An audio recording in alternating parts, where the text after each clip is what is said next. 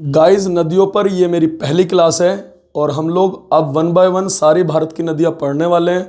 पूरे भारत के अफवाह तंत्र को हम लोग देखने वाले हैं और आज हम इस वीडियो में सबसे पहले बात करने वाले हैं ब्रह्मपुत्र नदी के बारे में।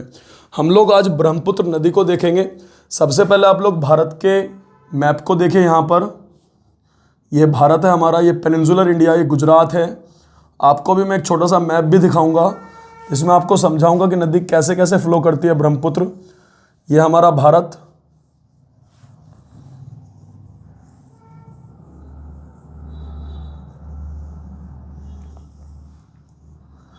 ये सिक्किम और ये बांग्लादेश, ये त्रिपुरा, मिजोरम और ये कुछ इस तरह है हमारा भारत। ये हमारा भारत है। तो ब्रह्मपुत्र नदी जो भारत के यहाँ पर नहीं, नेपाल है, यहाँ पर है मानसरोवर लेक तिब्बत में। तिब्बत में यहाँ पर मानसरोवर लेक है और मानसरोवर लेक से ही ब्रह्मपुत्र निकलती है चेमा यांगडुंग ग्लेशियर से।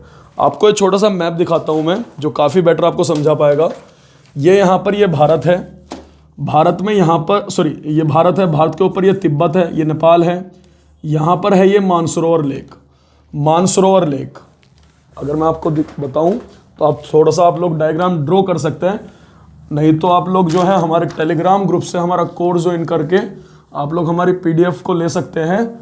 तो यहाँ पर ये मानसरोवर लेक है तिब्बत में। मानसरोवर झील, मानसरोवर झील के पास में यहाँ पर एक ग्लेशियर है जिसका नाम है चेमा यांगडुंग ग्लेशियर। इस ग्लेशियर से ब्रह्मपुत्र नदी ईस्ट में बहती है। मतलब आप देखोगे यहाँ पर ये पूर्व में बहती है तिब्बत में, यूं पूर्व में तिब्बत में यहाँ पर बहने पर इसका नाम शांगपो या यारलुंग है। यारलुंग यहाँ पर जो हमारा अरुणाचल प्रदेश है, बिकॉज हमारे भारत में यहाँ पर पूरे यहाँ से यहाँ तक हिमालय पर्वत फैला हुआ है। हिमालय माउंटेन की सबसे पूर्वी चोटी है नामचा बारवा। तो मैं यहाँ पर एक डायग्राम बना रहा हूँ। ये ईस्टर्न पीक है हिमालय की जिसका नाम है नामचा बारवा।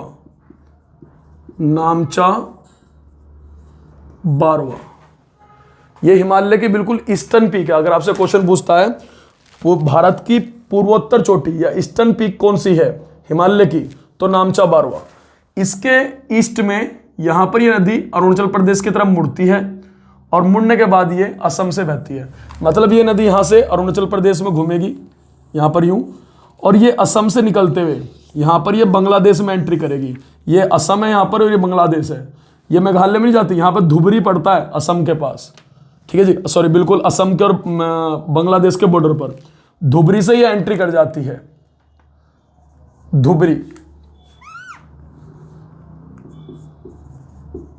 धुबरी से एंट्री करती है और एंट्री करने के बाद इसका नाम ब्रह्मपुत्र का, क्योंकि पहले तो यह चीन में शांगपो या यारलुंग कही जाती है, जब ये अरुणाचल प्रदेश से एंट्री करती है तो यहाँ पर जो जिस दर्रे से मतलब पास, क्योंकि जब हिमालय ये है और हिमालय में से अगर रास्ता है, कोई भी किसी पहाड़ से अगर रास्ता होता है निकलता है, उसे हम लोग पास बोलते हैं। ये दर्रा है यहाँ पर दिहांग दर्रा, या इसका नाम नदी का दिहांग पड़ जाता है। यहाँ पर जब ये नदी एंट्री करते हैं, ये जो तिब्बत है, पूरी तिब्बत, यहाँ पर ये तिब्बत है, यहां से एक नदी आती है तिब्बत से, पूरी तिब्बत से निकलकर, जिसका नाम है लोहित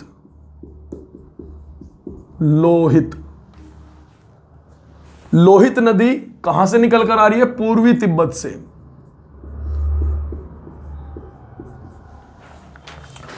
तो ब्रह्मपुत्र नदी चेमा यांगडुंग ग्लेशियर है मानसरोवर लेक के पास में, यहां से निकलने के बाद ये शांगपो या यारलुंग इसका नाम पड़ा। नामचा बारवा के पूर्व में जाके, मतलब अरुणाचल प्रदेश, अगर आपसे पूछ रहा है किस राज्य से प्रवेश कर रही है, तो अरुणाचल प्रदेश से प्रवेश करने के बाद ये एंट्री करती है, साउथ की तरफ मूव करती है।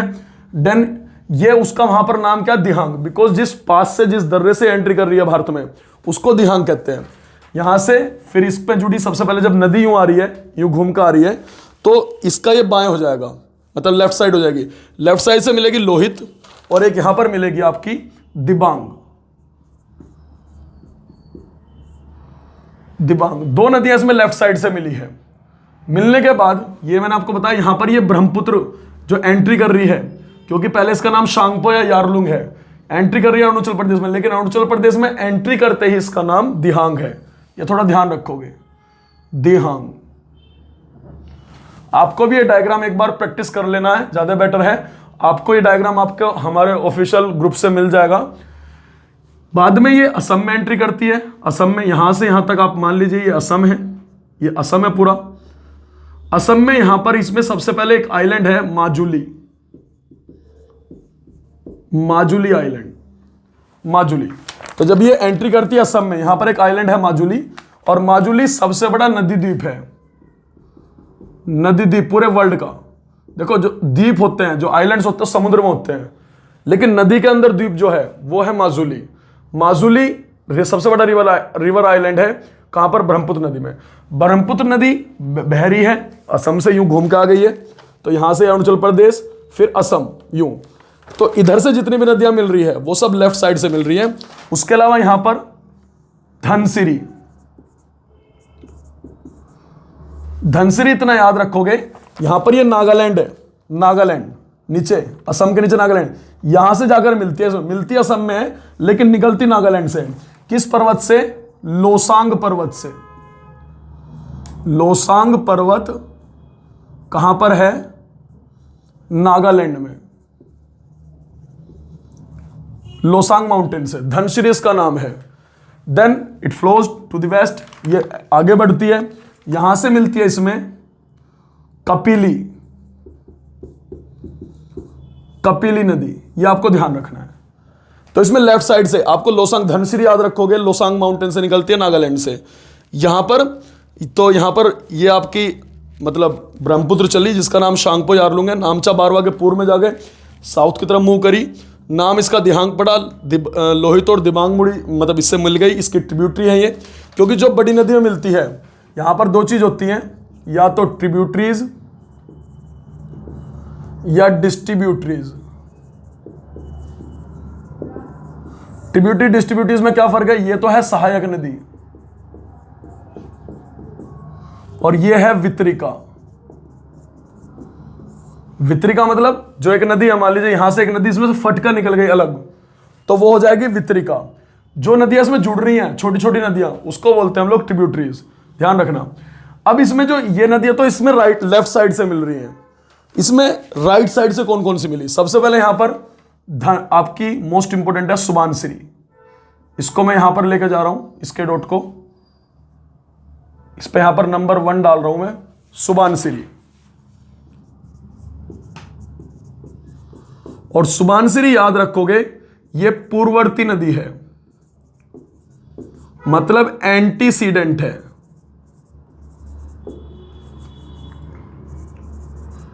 एंटीसीडेंट मतलब ये भी निकलती कहां से है? तिब्बत से। ऐसा नहीं कि यहीं से अरुणाचल प्रदेश से, यहां से निकली अरुणाचल प्रदेश से और यूं आ गई, ये तिब्बत से ही निकल कर आती है। तो अगर कोई जब तिब्बत से आ रही तो हिमालय को काटा होगा, जैसे इसने काटा है मतलब ब्रह्मपुत्र ने, तो ब्रह्मपुत्र भी पूर्ववर्ती नदी है और सुबानसिरी भी। जो नदियां पर्वत को काट के आती हैं उन नदियों को हम लोग एंटीसीडेंट रिवर बोलते हैं, मतलब पूर्ववर्ती नदी बोलते हैं। तो सुबानसिरी पूर्ववर्ती नदी है, इतना ध्यान रखोगे, एंटीसीडेंट है। देन कामेंग नंबर 2 डाल रहा हूं मैं, नंबर 2 कामेंग। कामेंग नदी कहां से निकली है? अरुणाचल प्रदेश से, यहीं से निकली है, इसी में मिल गई है। देन आगे भूटान आ जाता है, एक जिया भरेली आप याद रख लेना, तीसरी जिया भरेली, जिया भरेली, जिया भरेली भी ब्रह्मपुत्र में मिलती है। देन ये भूटान आ जाता है, आप इधर देखोगे, यहां पर अरुणाचल प्रदेश से इधर से नदियां मिल रही है, इधर से तो आपने देख ली कौन कौन सी मिलती है, यहां से दिबांग, फिर लोहित, इधर से आपकी धनसिरी, फिर आपकी कपिली। अब ये तो लेफ्ट साइड थी, मैंने बताया आपको, ये राइट साइड है सुबानसिरी, ये राइट साइड है ना, जब यूं नदी आ रही है तो ऊपर से जो आ रही है राइट साइड है। तो सुबानसिरी, यहां पर कामेंग, यहां पर नीचे आकर मिल गई कौन सी? आपकी जिया भरेली। देन भूटान आ गया बीच में, भूटान से 2 नदियां अगर मिलेगी, संकोस और मानस। सबसे पहले यहां पर मानस चौथे नंबर पे है जी, फिर यहां पर संकोच 5वें नंबर पे। तो चौथे नंबर पे तो मानस, मानस नदी भी तिब्बत से निकलती है, इतना ध्यान रखोगे, ये बहुत इंपॉर्टेंट है।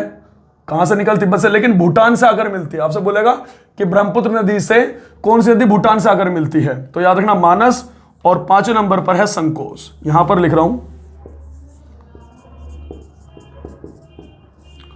संकोच। संकोच, इसके बाद ये एंट्री बांग्लादेश में कर जाती है। ये बांग्लादेश है पूरा, ये फिर यहां से बांग्लादेश शुरू होता है, बांग्लादेश है पूरा ये, तो ये बांग्लादेश में एंट्री कर जाती है यहां से। ठीक है जी, ये धुबरी तो इंडिया में, यहां से बांग्लादेश शुरू हो जाता है। ठीक है जी, इधर मैं बना रहा हूं डॉट आपको, लेकिन ये लास्ट में मिलती है सबसे। अगर बोलने लगा आपसे कि ब्रह्मपुत्र में सबसे आखिरी जो भारत में नदी मिलती है वो है संकोच। संकोच और मानस दोनों मैंने बताया निकलती तिब्बत से हैं, लेकिन भूटान से आकर मिलती है। निकल के तिब्बत से पहले भूटान जाती है, यहां से तिब्बत से निकलने के बाद भूटान में एंट्री करती है, देन ये ब्रह्मपुत्र से मिलती है। ब्रह्मपुत्र को बांग्लादेश में जमुना कहते हैं, इतना ध्यान रखोगे। यहां से इसमें तिब्बत से एक नदी और आती है जिसका नाम है तीस्ता। तो यहां पर 6ठा नंबर में यहां पर लिख रहा हूं तीस्ता, लेकिन तीस्ता मिताम झील है, कहां पर? तिब्बत में, वहां से निकलती है।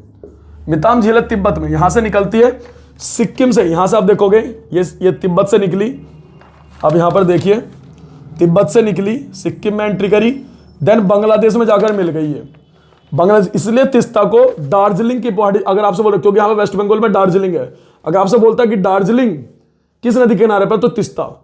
और तीस्ता पहले इधर, क्योंकि इधर से जाती है गंगा, यूं यहां से पहले तीस्ता गंगा में मिलती थी, इतना ध्यान रखना। पहले गंगा की सहायक नदी थी, गंगा की सहायक ट्रिब्यूटरी थी। ठीक है जी, अब किसकी है? जमुना की, इतना ध्यान रखो। तीस्ता की एक सहायक नदी है रंगीत, क्योंकि रंगीत परियोजना पूछी जा चुकी है। रंगीत बांध अगर तुमसे पूछता है तो कहां पर है, तो याद रखोगे तीस्ता पर है, सिक्किम में। सही है। आगे यहां से आ गई गंगा, फिर इधर से गंगा आ गई है, गंगा आने के बाद में बांग्लादेश में, क्योंकि दोनों मिल गई।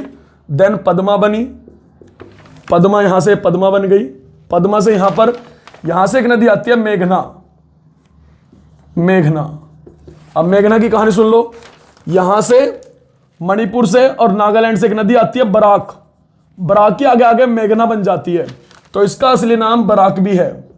यह कहां से निकलती है? मणिपुर से, इधर से आती है, मणिपुर से निकलती है और इसमें आकर मिलती है। तब जाकर गंगा ब्रह्मपुत्र डेल्टा, मेघना डेल्टा बनता है। यह छोटी सी एक इंपॉर्टेंट नदी का पहला, मतलब छोटी सी नदी के बारे में सबसे पहली क्लास है हमारी ये। ठीक है जी, जिसमें हम ब्रह्मपुत्र नदी के बारे में बात कर रहे हैं। और यहां पर एक बात बता दूं मैं, अगर इस नॉर्थ ईस्ट में नदी की बात करूं, मिजोरम से आती है कालादान नदी, यूं निकलकर म्यांमार, क्योंकि यहां से इधर ये म्यांमार है, ये बांग्लादेश है और इधर म्यांमार है।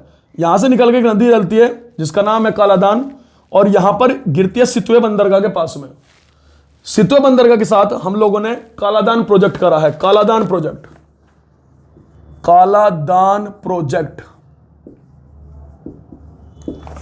यहां पर कालादान प्रोजेक्ट, क्योंकि यहां से कोलकाता से हम पहले सितवे जाएंगे, सितवे म्यांमार में बंदरगाह है, वहां से इस नदी के द्वारा हम मिजोरम में एंट्री करेंगे।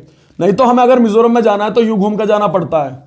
सही है, बहुत लंबा और बहुत पहाड़ी रास्ता है, इसलिए हम सीधा कलकत्ता से बंदरगाह जाएंगे सितवे, म्यांमार का बंदरगाह, कालादान नदी वहां तक आती है, फिर शिप्स नदी में जाकर मिजोरम में घुस जाएगी। तो कालादान मिजोरम की प्रमुख नदी है, इतना ध्यान रखोगे।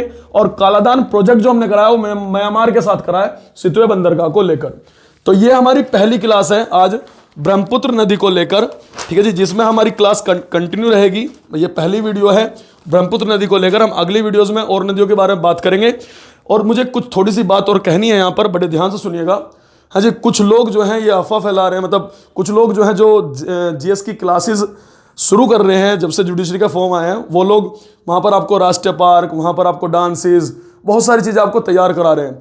उन लोगों को लगता है कि ये जो जुडिशरी का पेपर है, जहाँ पर 150 नंबर में जीएस का बहुत बड़ा पार्ट है, उन लोगों को लगता है कि क्वेश्चन जो है ना कांस्टेबल वाले आने वाले हैं। जरा उनकी गलतफहमी है ये।